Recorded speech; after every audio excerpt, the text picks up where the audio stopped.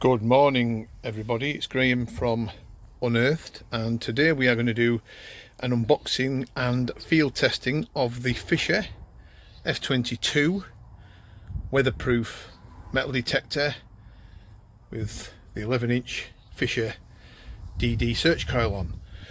So just a few details before we start. These machines are introductory machines, and the list is quite comprehensive. They're fully weatherproof, which ticks a huge box. It operates on just 2 AA batteries, which you get 30 hours of use off just 2, which is fantastic. In fact, it's even more than that, it's about 35. FE tones, adjustable on iron audio. Ignore the 9-inch because it came with a 9-inch originally, which is that teardrop shaped one, which has been replaced now by the 11-inch DD, which is much better in my opinion. And it's got 4 modes of operation: pinpoint, 4-tone audio ID. It's very lightweight, 2.3 pounds, just slightly less than 2.3 pounds actually, 7.69 kilohertz. So there's a lot of information there, but let's get to the crux of it. I'm not going to spend time wasting time unboxing it and building it. We'll come back to you guys as soon as this detector's built. And we are back again everybody with the F22 now built. As you can see, it's black in design. The stems, upper stem, middle stem, right down to the new Fisher 11-inch DD search coil with a red, I don't know if you guys can see that, but it has a red Fisher emblem. Standard lower stem, adjustable lower stem, and adjustable black arm cup. And what I like about this machine, there's 3 things that this machine does for me personally: is lightweight, ease of use, good performance, which we'll see shortly, and of course the 4th one, I said 3 but there is 4, it is completely weatherproof. So you can actually use this machine out in the rain. It's almost well, it's probably stormproof. We've used them in heavy rain in the past. They are bomb-proof, nothing can get in. So that ticks a huge box. For an introductory machine, it is a fine detector. And let's just go through some of the features before we start. As you can see, it's got a decent sized control box. There's the on button. It's got a mode button, pinpoint button in the middle, the menu, and far left is the plus and minus to adjust the various options. So we can turn it on and it'll go through the sequence. This is the serial number that's matched to the machine digitally, as you can see. Bottom left is your battery indicator, which is full, and you've got these little segment bars here, one for iron, then you've got 2, 3, 4, 5, which is the gold range, and then the silver range 6, 7, 8, 9. And as you can see, the mode here is jewelry, so we can actually change that mode. And when we change it, you can see jewelry, it's got iron wiped out, the rest of it comes in, so the discrimination is actually built into the machine on the jewelry mode, accepting everything else apart from iron. So if you're detecting where you suspect there's been a bit of activity, you can always stick it on the jewelry mode. It wipes the iron out automatically and picks everything else up, and then you can determine whether you want to dig it or not. With the tones, because it's got a clever tone system in this machine. However, the one I would use isn't the next one, which is coin. As you can see, coin wipes out iron, but it also wipes out foil and pull tabs, which is 2 and 4 across the top, allowing you to detect on parkland where there's lots and lots of coins. You're doing a bit of coin shooting. Probably a really good mode or setting to have it on. However, it wouldn't suit me and my style of detecting. I would probably go for the next one, which is, if I can press it and find it, is the artifact mode. Everything's in there then, so even iron is registered and all the boxes are open. That would allow me to then search and dig everything, knowing that iron's under my feet. I'm hearing everything, so it's a very simplistic way of detecting, sticking the artifact mode. But there's also another mode on this which is quite interesting. If I press it again, you can see custom. What you can do, you can customize this detector with its tone system. So if you keep your finger on mode, it'll flash. Now you've got FE flashing in the top left, that's iron. You can set the tones for iron, doing it by the plus and minus, and you can hear the tones. Right, grunt for iron.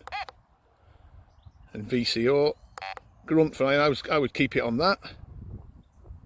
So you've got option between grunt for iron, mid-range tone, slightly higher, and sweet tone right at the top, number 4. So it's got a 4-tone system built into it, which you can customize to your own requirement. And of course the next one, 2 in the gold bracket, and obviously you'll be picking up other things in that bracket as well.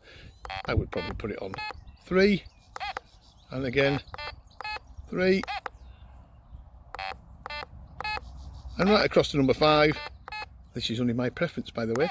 And of course when you're in the silver band, other coins, you know, bigger coins, copper coins and everything else will probably come up in that bracket.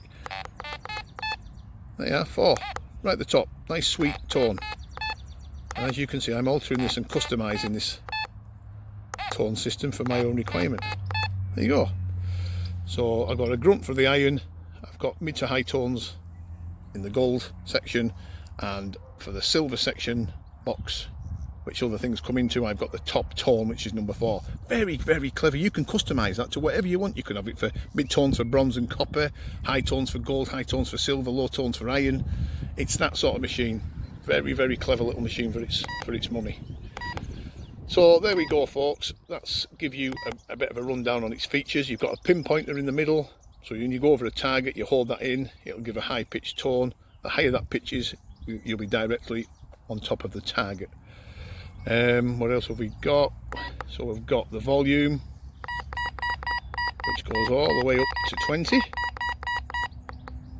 and all the way back to 0 if you carry on going. So 0 to 10 is audio volume, and then it kicks into iron volume. So the lower you have it, you can hear iron slightly in the background. If I have it on about 12, 0 to 10 audio, and then I'm into 12 for hearing the iron, which is handy. And then you've got your sensitivity, which you adjust with the plus and minus. Very simple. 10's maximum, and you'll have that set whatever conditions you're detecting on. Sometimes you might get away with 9 or 10 if it's got a lot of contamination and there's a lively bit of ground that you're detecting on. You want it down as far as 6, 7 or 8. And of course the notch, so you can notch out some of these boxes if you require them to be notched out. I don't touch the notch personally, but I can see why people do use it if they're working on busy land, but me personally, I don't bother with it. So what we're going to do, folks, is we're going to give it a whiz over on the Unearthed test bed and see how it performs on some of these targets. So I'll get back to you very, very soon, and we'll see how we get on. So we're back again, folks, and we're all set, ready to go. As you can see, I've got it on the artifact mode. My shadow is hiding the screen, so I do apologise. But we've got everything open, but I've got the volume set so we can hear the iron, because remember the volume setting determines whether you can hear the iron or not. Anything over 10 you can hear the iron audio. So what we're going to do, we're going to give it a whiz over the test bed. Sensitivity is on 9. I haven't touched the notch, and the volume is on 14. Let's have a go, folks. Now the one thing I have immediately found out is, even though I've got the stem fully adjusted, as you can see the button that's right at the end of all the holes here going up the shaft, it's a standard lower stem. I need the 26.5 inch stem because I'm tall, so I'm stooping straight away. Okay for smaller people and smaller guys out there, I guess, but for tall people I would recommend put a longer shaft on because I am stooping. But other than that, it's lovely and lightweight. Like I said, it's absolutely bomb-proof. You could use this out in the rain continuously and it would not touch it. Fantastic little machine for its money. So let's have a go. Now you remember, on the Unearthed test bed we've got plenty of artifacts, coins buried, but we've got a lot of iron on here as well, so I'll be interested to see if this machine can hear the iron in between the targets. So everything's nice and smooth at the moment. See if we can pick up some of these Roman coins that are buried down here.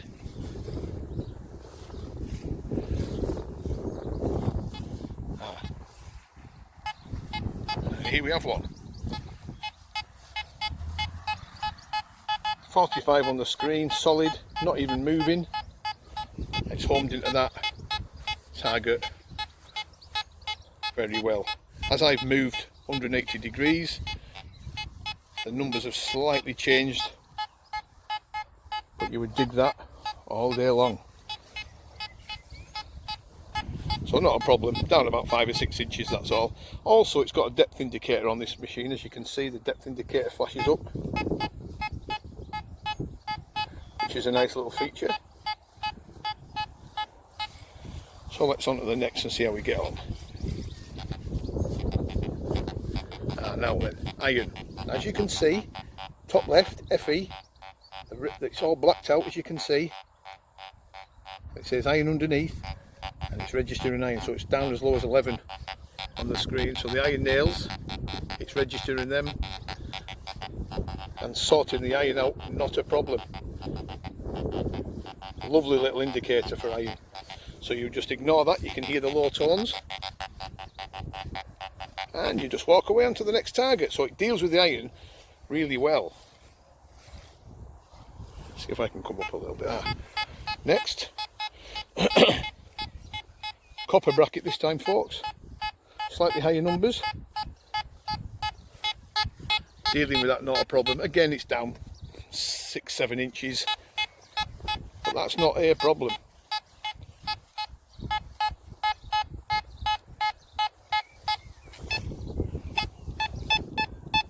Now this one here is a bigger coin where my foot is, slightly, well, much bigger than that one. It's a bigger coin, Georgian penny. Let's have a look how it deals with it. As you can hear, the sound is, the audio's changed, it's much louder because it's a bigger object, and the numbers on the screen are a lot higher, coming up in that silver copper bracket. And 70, 69, 70. Well, if we move around,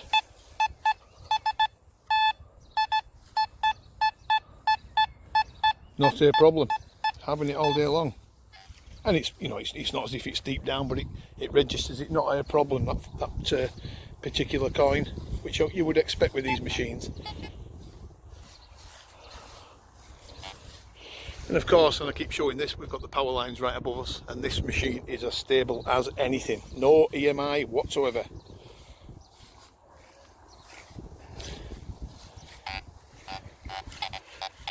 Again, dealing with the iron, as you can see, the little box, numbers on the screen, it's your backup, low, 19, 17, 15, jumping around all over the place. Occasionally a high tone squeaking in there. You would ignore that all day long and just move on. So the key with these machines is dig the high tones, the mid tones, ignore the low grunts, which is iron. Very good indicator for it. I mean, there's not many machines in this price bracket as these introductory machines, that's what it is, that would have these features packed into it. And of course, it being weatherproof, it's a no-brainer. Fisher have made brilliant machines for years and years, such as my old favourite, the 1266X and the 1265X, and then the F75, and they've brought out this range of F-series machines a few years back now, 2 or 3 years ago, and they had the teardrop shaped coils on. They've been clever enough to upgrade the coils to the 11-inch DD, and I think these machines are much better performing. So they're a single frequency machine, they're an introductory machine, and for the money, they're very difficult to beat. Let's have another little go. Again, we're on the iron. Numbers are jumping around all over the place, but you can hear them grunts, and you can just ignore it. You would just walk away from it.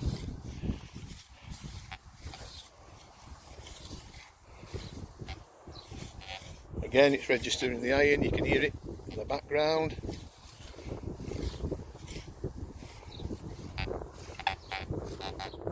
Iron again, 14 on the screen, 12 on the screen. The iron box is flashing. Really good indicator for the iron, which is what you want. You don't want to be digging junk with these machines. You want a good, when you buy these machines, you want a good, you know, first couple of sessions out with it. You don't want to be annoyed by digging rubbish. So your first detecting experience with these machines has to be a good one. And we're just gliding over. What I like about this machine, it's so light.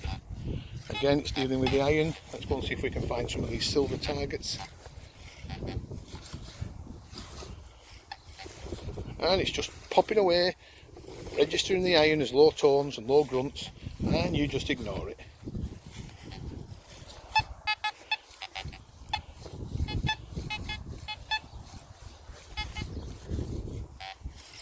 Again, it's just going over the iron, registering it. Big bit of junk there. The iron, it's just wiping it out.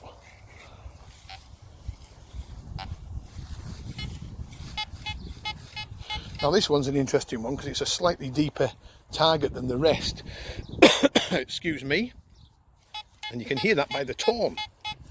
It's not as loud, it's not coming through as well. If you had a set of headphones in, that would be still a sweet target, but because we're relying on the detector speaker only without headphones in, it's giving you some idea. And on the screen, you dig it all day long, 42, but the tone is smoother, a slightly lighter tone than the rest, which indicates that this coin's down quite a bit deeper than the rest, but it's still registering it. And as we turn round on the target, because I always do that, it's pretty much stable at 40, 45.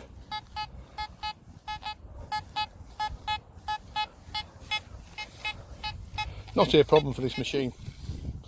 So it's a really, really good introductory machine. I mean, we sell a lot of these machines, and of course you're going to say, well, you're being biased because you sell them, but you've got to give honest approvals, got to give honest opinions of these detectors, I think. And it gives you guys some idea of what the Fisher F22 is about, but it does tick a heck of a lot of boxes. It's got a pedigree behind it because Fisher have been in the detecting game for such a long time. You know, people do moan at us, well, the Fisher are going to be bringing new machines out. Well, you know, the F-Series is here, they've upgraded the coils, it's a relatively new machine, like its big brother also, the F44, but it's, for the price, it's a very, very difficult machine to beat in that introductory bracket. It's a terrific little machine. Now you're going to ask the question, would I use it out in the field? So if I was on my adventures, would I use the F22? The answer is quite simple, I would. And the reason is because it registers iron so well on the arable land where you're not needing too much depth and you're picking out Roman coins and other bits and pieces between. This machine would be pretty capable of doing it, and of course it's got that added advantage that I don't have to be running back to the car to put covers on my own machine when this thing is fully weatherproof. So it's a no-brainer. I can use this in all weathers. Believe me, we've had them out in all weathers. And of course you get home after a muddy day, the hand grip's muddy, the coil's muddy, even the control box has got mud on it and dirt and everything else and grit.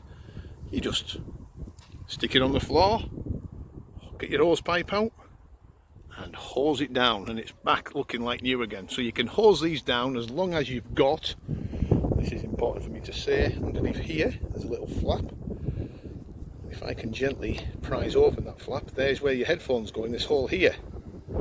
Now of course you've got to make sure it's the weatherproof side of it is where that's pressed in.